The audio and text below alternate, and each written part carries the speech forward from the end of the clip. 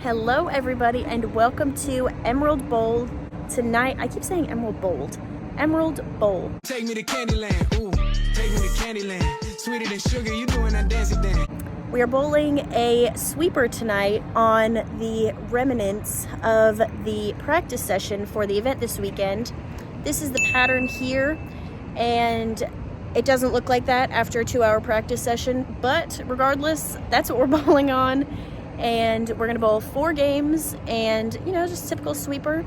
That's about it. We're in Houston, Texas. That's where Emerald Bowl is. I'll need to practice saying that a lot for this weekend. But if you've missed yesterday's vlog, it's right here. That was the practice session. So you can kind of see how they were broken down based on what we're gonna bowl on. It looked like for 44 feet, they were hooking a bunch. I brought a 3-ball bag down here to Houston. It is a Mesmerize and a Theorem. So with some altercations of surface, I think we can make something work. I think the Mesmerize will be fine. But hopefully I'm bowling with Eric. I have no idea. I think we're starting. Let's go in and bowl.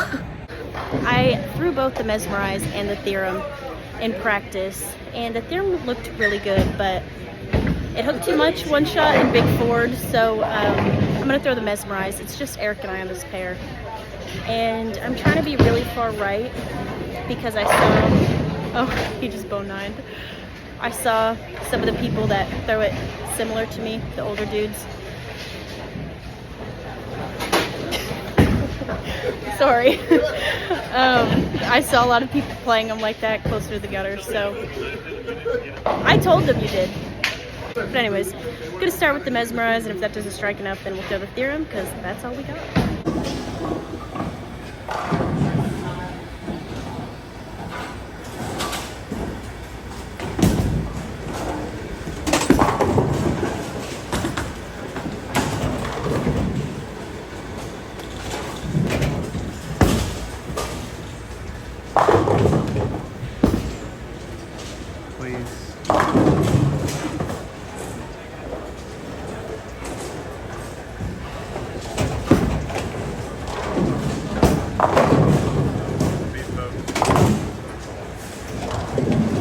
Can you tell the people what you did? Yeah, that's embarrassing. Did you strike? Bingo.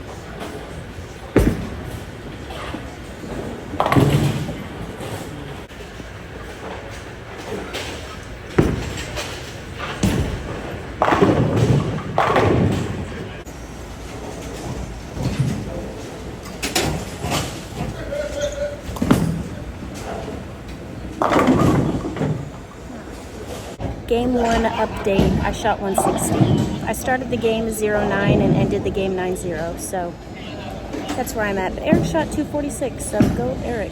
He's throwing the Ethos Hybrid now. He's throwing at the Impearl. The Impearl, maybe.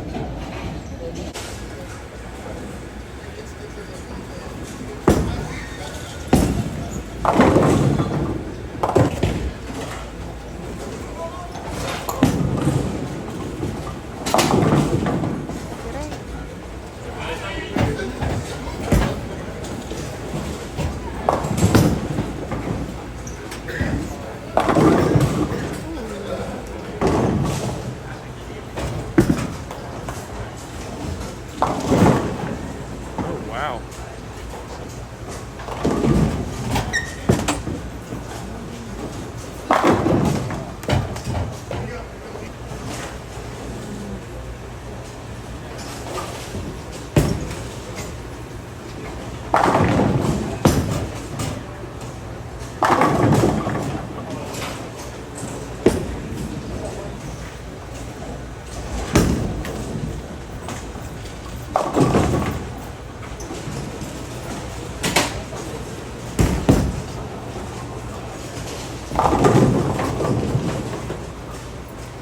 Pair-to-pair in a PBA sweeper is one of the most interesting things on the planet, because what you get is, I mean, everybody practices on one, their pair for 30 minutes. And it's like, groups of 4 guys that are on there for 30 minutes, and every pair ends up just playing so wildly different.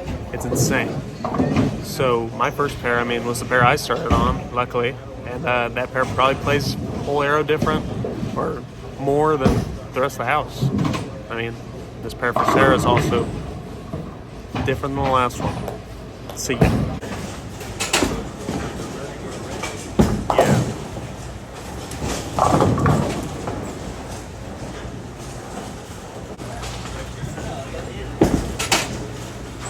Yeah. The ball, what it does for somebody, and then what it'll do for you based off of what you see on that guy.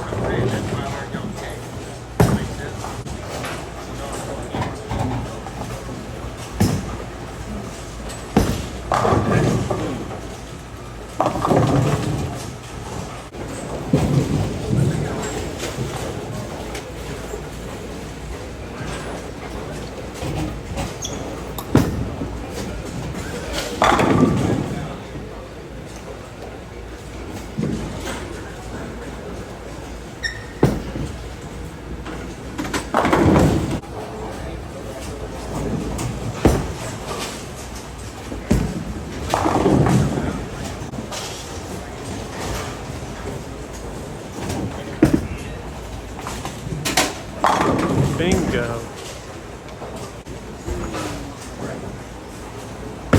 People, if you ever get the chance to listen to Pete Thomas, listen to him. He's a wise man of wisdom. He's got Sarah to shoot a big old double. I wonder what he said. We can ask her later.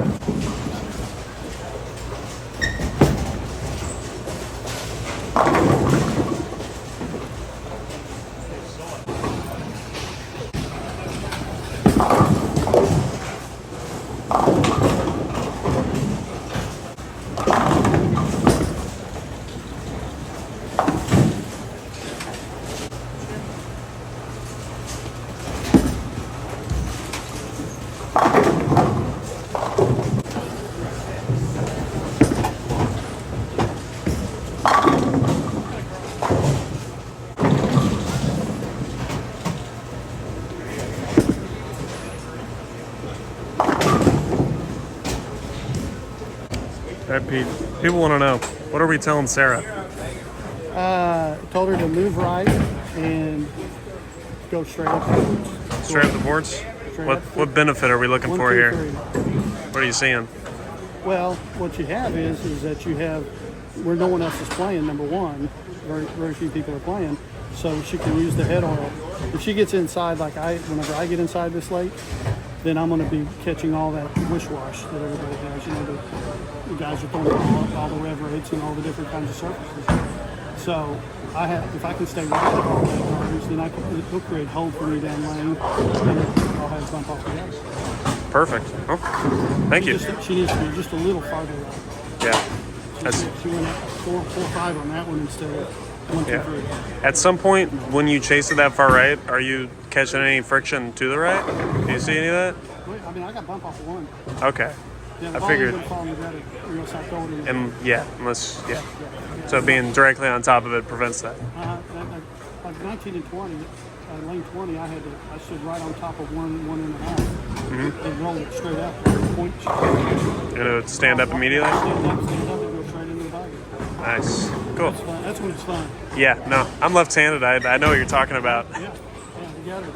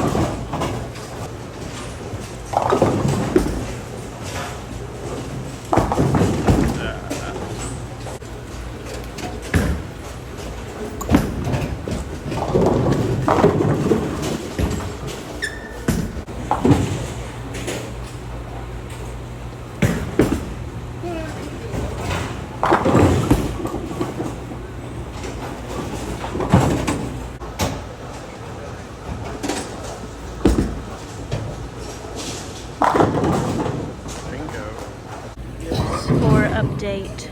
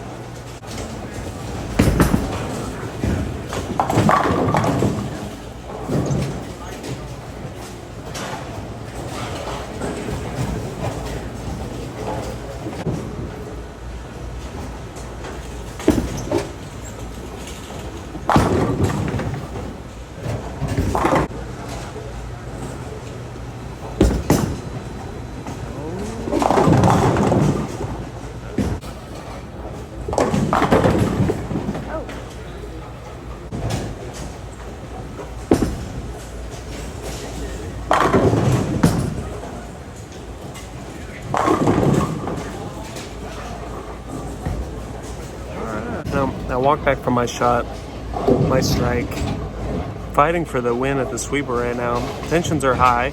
Seems like scores are kind of tight here. And that's all I'm thinking about. And I walk back and Sarah just goes, I'm going to beat you. Where's the companionship? Shot 160, 170, 190s now.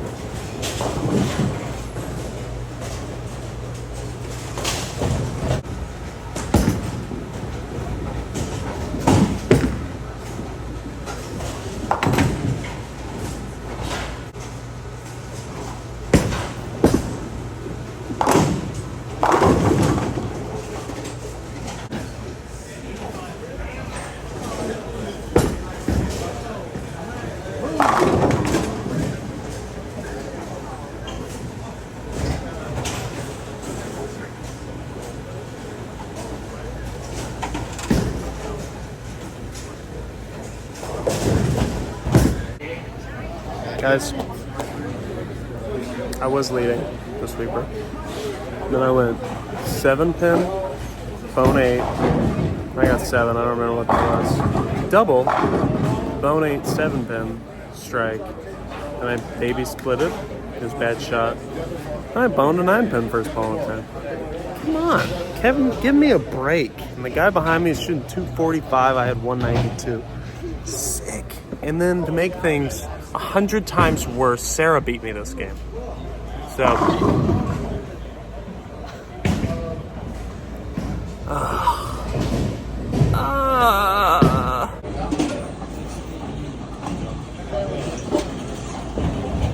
We're filming an outro we're filming an outro. the same day.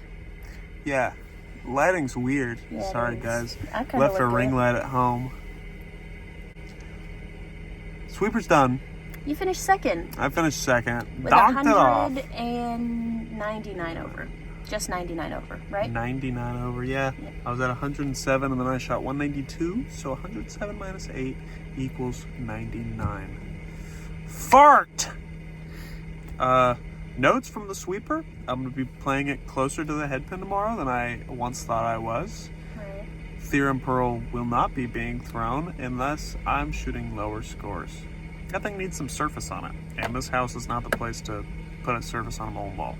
Right. This is also, we were bowling on after 2 hours of practice. Yes. And, you know, just a lot of bowling. So I don't know. Yeah, 2 hours of PBA practice session. Sarah, want to mention Pete Thomas, if you guys aren't familiar, because he's a legend around Oklahoma, Texas, this area, but I don't know if word gets around and where y'all are watching from. So he is an Eagle winner, might be 2-time. I know of just 1, and I mean, through all of his walks of life, he's always been smacking it. And when you catch someone like Pete Thomas, who doesn't have a lot of hand, he throws it.